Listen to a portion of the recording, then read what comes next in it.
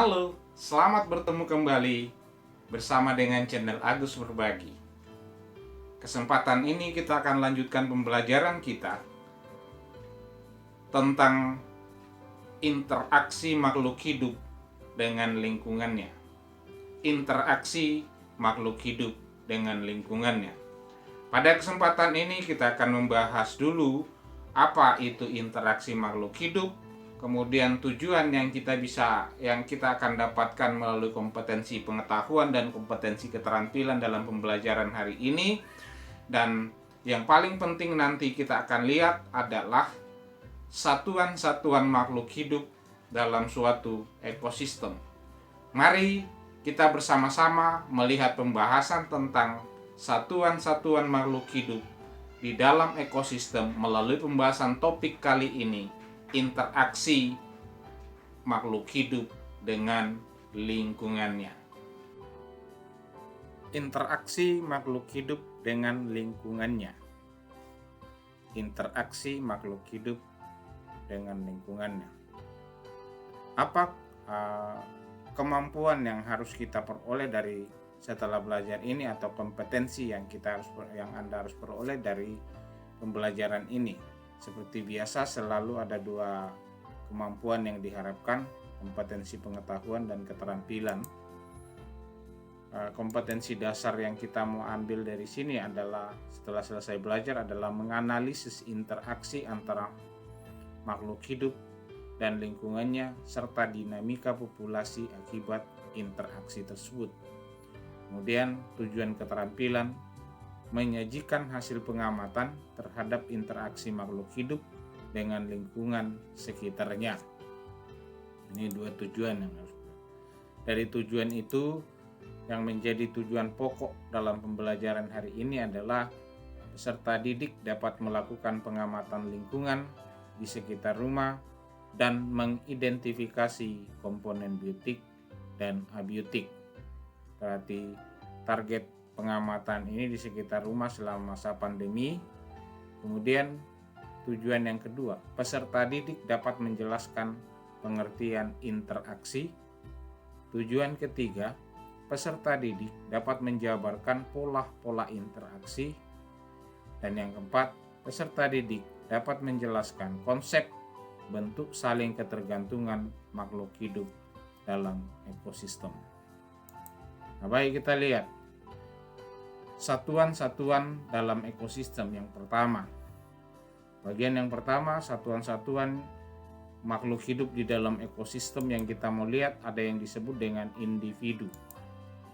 Berasal dari bahasa Latin individuum yang berarti tidak dapat dibagi. Dalam ekologi, individu berarti suatu organisme, satu organisme, satu ekor. Organisme dalam individu, dalam ekosistem, di lingkungan atau ekosistem itu disebut dengan individu. Gambar ini akan menunjukkan nanti bahwa yang mana yang sebenarnya. Nah, lalu yang dimaksud dengan interaksi di sini apa? Interaksi adalah hubungan timbal balik antara makhluk hidup dengan lingkungannya. Jadi makhluk hidup yang ada di lingkungan itu memiliki hubungan antara keduanya, antara makhluk hidup dengan lingkungannya, itu namanya ada interaksi. Nah, perhatikan gambar ini yang saya mau tunjukkan di sini. Ada gambar animasi ini, tetapi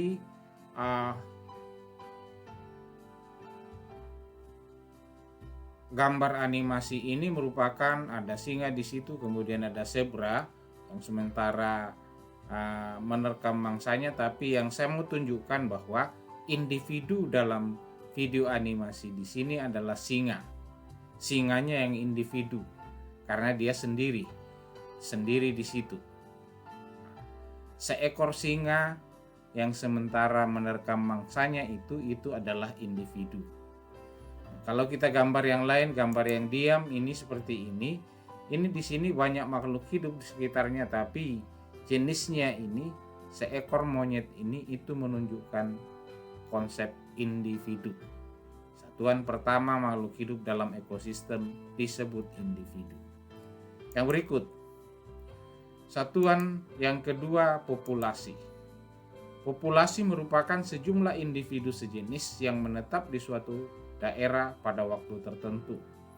Jadi ada beberapa individu yang sejenis berada pada satu tempat dan menetap di tempat itu, namanya populasi.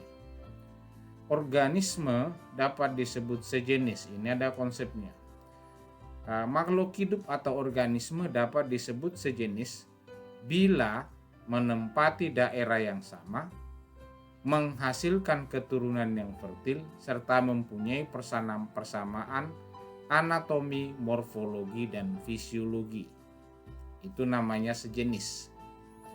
Menempati daerah yang sama, mampu menghasilkan keturunan yang fertil, mempunyai persamaan anatomi, morfologi, dan fisiologi. Ini yang disebut dengan satu jenis atau sejenis. Nah, kembali saya tayangkan, ini gajah ini merupakan populasi. Karena dia lebih dari satu, ada 3 di sini, maka ini sudah bisa dikatakan ini adalah populasi gajah. Populasi gajah sejenis. Nah, kalau gambar yang tadi saya berikan, maka yang menjadi populasi di sini adalah zebranya, karena ada 2 zebra di dalam sini yang sementara dikejar oleh harimau. Ini ada 2 zebra. Maka zebranya ini adalah populasi, kumpulan individu. Ini populasi. Yang berikut, satuan ekosistem berikut yang berada di dalam satuan makhluk hidup yang berada dalam suatu ekosistem yang ketiga adalah komunitas. Komunitas adalah seluruh populasi yang hidup bersama dalam suatu daerah atau suatu tempat. Itu yang disebut dengan contoh, populasi rumput, serangga, rusa, dan harimau. Nah, perhatikan, ini populasi tumbuhan yang sejenis. Kemudian di dalamnya ada beberapa rusa, ya. Ini ada lebih dari 1 rusa, ada lebih dari 1 harimau. Maka ini kesatuan ini di dalamnya ada populasi pohon, populasi rusa, kemudian populasi harimau, disebut dengan komunitas. Ini disebut komunitas. Satuan makhluk hidup yang ketiga dalam suatu ekosistem. Jadi keseluruhan ini namanya komunitas. Yang berikut, satuan makhluk hidup yang berikutnya adalah ekosistem sendiri. Ekosistem adalah interaksi antara anggota komunitas dengan benda tidak hidup, biotik dan abiotik di suatu lingkungan.